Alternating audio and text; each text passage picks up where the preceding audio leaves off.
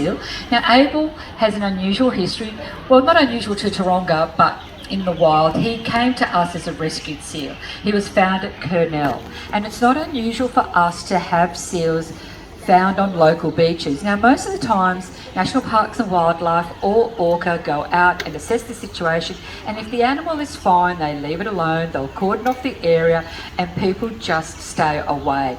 But every once in a while there is an animal that is deemed that needs veterinary help, and that's where Taronga gets involved.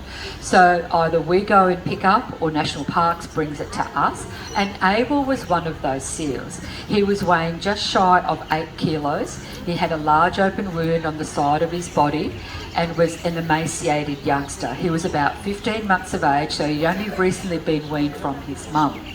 Now, due to the extent of his injury, his young age, and clearly he didn't learn his life skills that he should have, and because he was terribly lost and the extent of his injuries that he spent about 4 months at the wildlife hospital here at the zoo, he was not deemed a suitable release candidate. So he's been a great ambassador for his species ever since.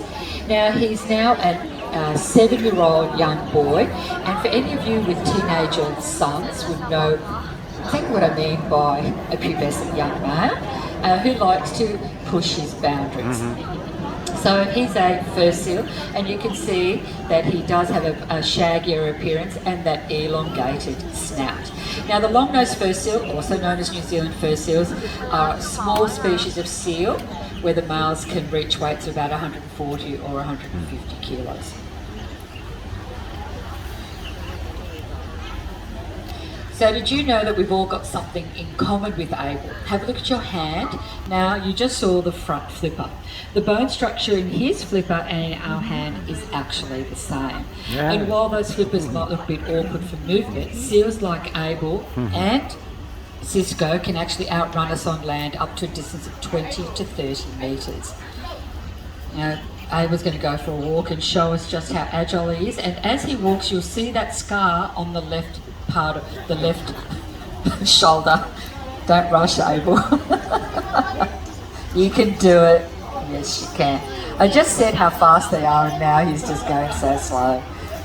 Oh, it's the Abel show. He's just doing what he wants to do. Oh, he found a fish at the bottom of the pool. Okay then. They do think through their stomach. Now, as I said, they can outrun us on land. When I say land, don't think of smooth concrete. You have to think of sand, snow, rocks and ice. So when they need to be, they can be very, very agile. Now let's give this another go and see if we can climb up to the cliff using all 4 flippers, as well as the occasional slide on a smooth surface. He'll take advantage of that. But how good was his eyesight that as he was climbing up, he saw a fish at the bottom of the pool? Now when he gets to the top, let's see if he's following Jacob's directions, and he's going to be asked to do a behaviour known as porpoising. Lots of marine animals porpoise, from the large killer whales to seals to penguins to dolphins. And it's a way that they can get a quick breath of fresh air, travel at high speed, change directions quickly, and you can hear him exhale and inhale. Now they need all of those attributes because, well, seals are great predators. They are a high order predator animal. But there is another predator that he's had a very close encounter with, that hopefully he's going to give us a demonstration or a great impersonation of that predator. Call it out if you recognise what he's trying to do. Jaws. Yes, he's impersonating a shark. What he's actually showing us though is a natural behaviour that seals use to cool down.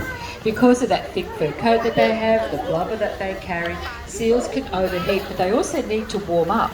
Their flippers are the only part of their body that isn't covered in fur. So their flippers are used for thermoregulation.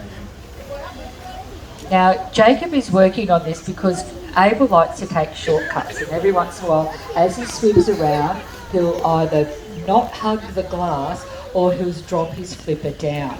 So this is part of his training session where Jacob is getting him to do the lap properly and holding his flipper up the whole time. That's right. Now you saw earlier with Cisco, the streak that he has. Now Abe was going to show us just how strong he is with his. Getting a great centre of balance there. Great job. And that was Abel weighing in, got a fright. Abel weighing in at 63 kilos. Now we weigh our seals every week.